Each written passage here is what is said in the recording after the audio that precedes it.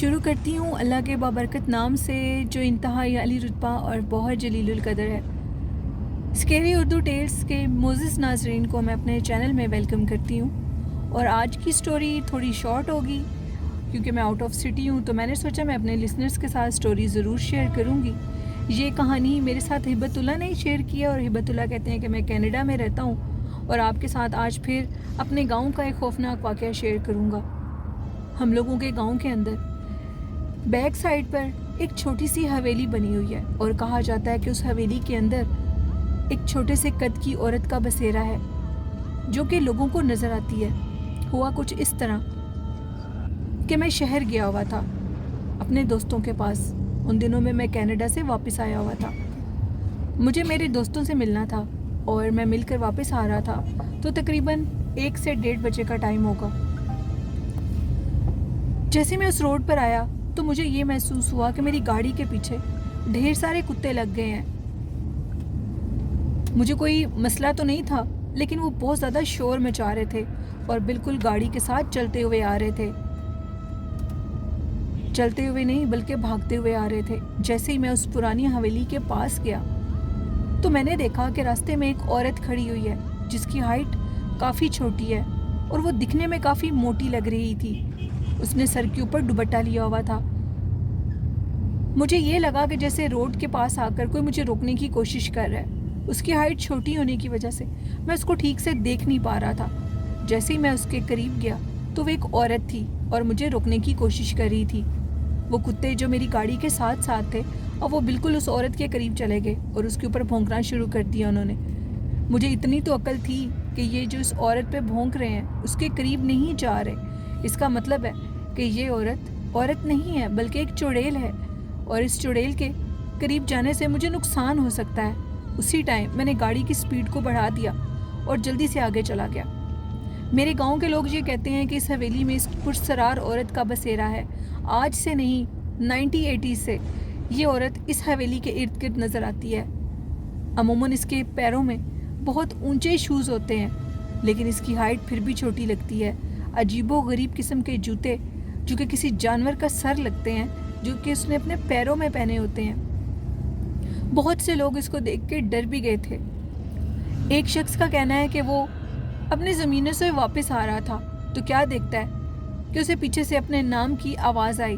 اس نے پیچھے سے پلٹ کے دیکھا تو یہ خوفناک چھوٹے قد کی عورت جو کہ دکھنے میں انتہا سے زیادہ سیاہ لگتی ہے اور اس کا چہرہ بہت وحشتناک ہے، وہ اس کو آواز دے کر روک رہی تھی اور یہ کہہ رہی تھی کہ بابو میری بات سنو، مجھے تم سے کوئی کام ہے۔ وہ اس کو دیکھ کر وہاں سے ایسے بھاگا کہ اس کو ہوش ہی نہیں رہ گئی۔ یہ ایک سٹوری تھی ہبت اللہ کی جو کہ انہوں نے کینیڈا سے شیئر کی۔ بڑھتے ہیں آج کی دوسری خوفناک کہانی کی طرف جو کہ عمران نے سرگودا سے شیئر کی ہے۔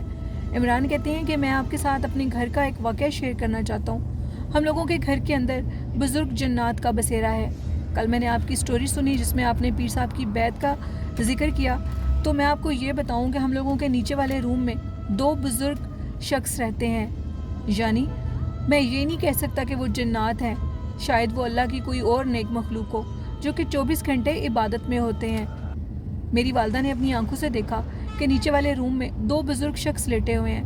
جیسے وہ کمرے کا دروازہ کھول کر اندر انٹر ہوئی تو ان کو لیٹے ہوئے پایا اور جلدی سے وہ کمرے سے ڈر کر باہر نکل آئیں، اور انہوں نے یہ کہا کہ ہمارے گھر میں تو کوئی بھی نہیں آیا ہوا، یہ بزرگ کہاں سے آ گئے ہیں۔ چند ہی لمحوں میں انہوں نے دوبارہ دروازہ کھولا تو اندر کوئی بھی نہیں تھا۔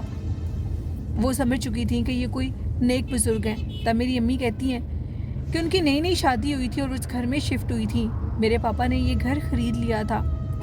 عمران کہتے ہیں کہ میں آپ کو یہ بتانا چاہتا ہوں کہ ہم لوگوں کے گھر میں آج تک ان کا گزر بسر آپ کہہ سکتے ہیں، وہ ادھر رہتے ہیں باقاعدہ طور پر اس روم میں۔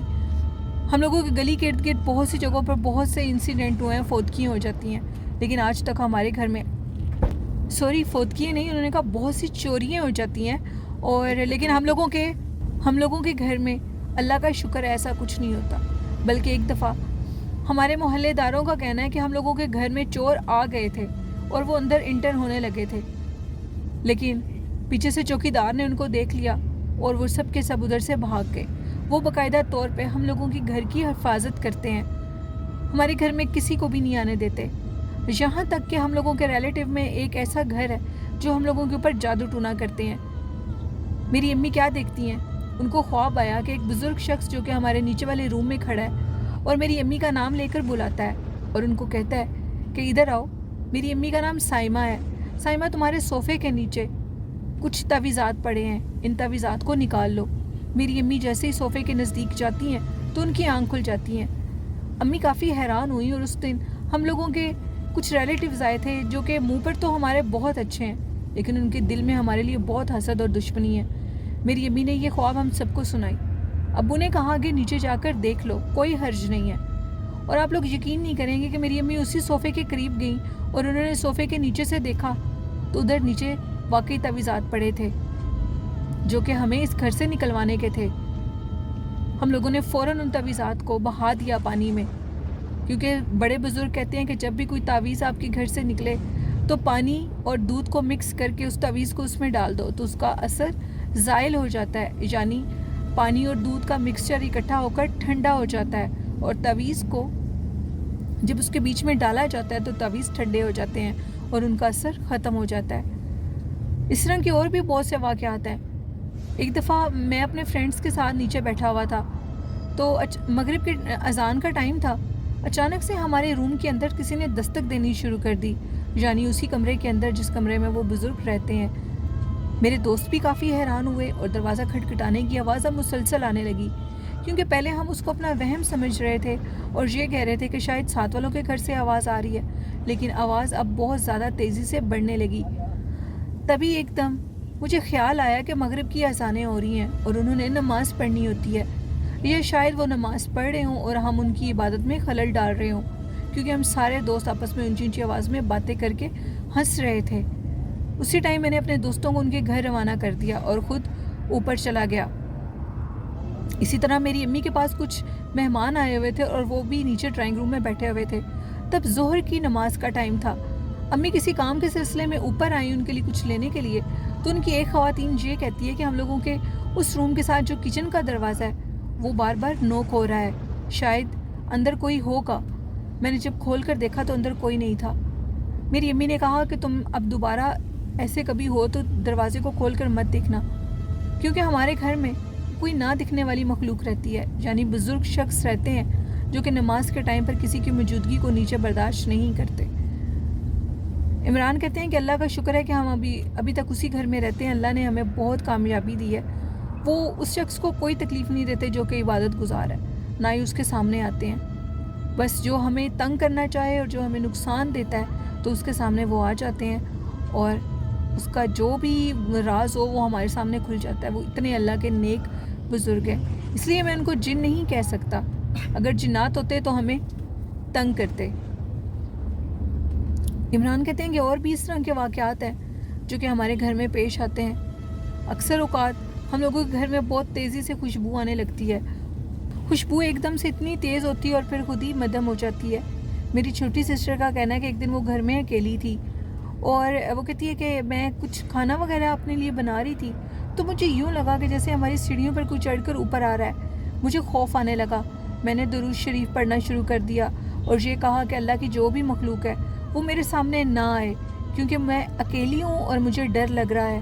وہ بڑھتے ہوئے قدم جو سیڑھیوں پر آ رہے تھے وہ خود بخود واپس چلے گئے، اور اس کے بعد مجھے بالکل خوف نہیں آیا، اور نہ ہی اکیلے ہونے میں کسی چیز نے کبھی مجھے ڈرایا ہے۔ یہ سٹوری تھی عمران کی جو کہ سرگودا سے شیئر کی لسنرز انہوں نے۔ کیسی لگی آپ کو عمران کی سٹوری اور ہبت اللہ کی؟ اپنا فیڈ بیک مجھے ضرور دیا کریں۔ چینل کو سپورٹ کریں، چینل کو سبسکرائب کر کے حضور نبی کریم صلی اللہ علیہ وآلہ وسلم کے سچے غلام بنیں، ان سے محبت کریں اور درود و سلام پڑھیں۔ اللہ پاک آپ پر ضرور اپنے کرم کے دروازے کھولے گا۔ والدین کی خدمت کریں، ان سے محبت کریں۔ اسی کے ساتھ مجھے اجازت دیجیے، دعا میں یاد رکھیے گا۔ اللہ حافظ۔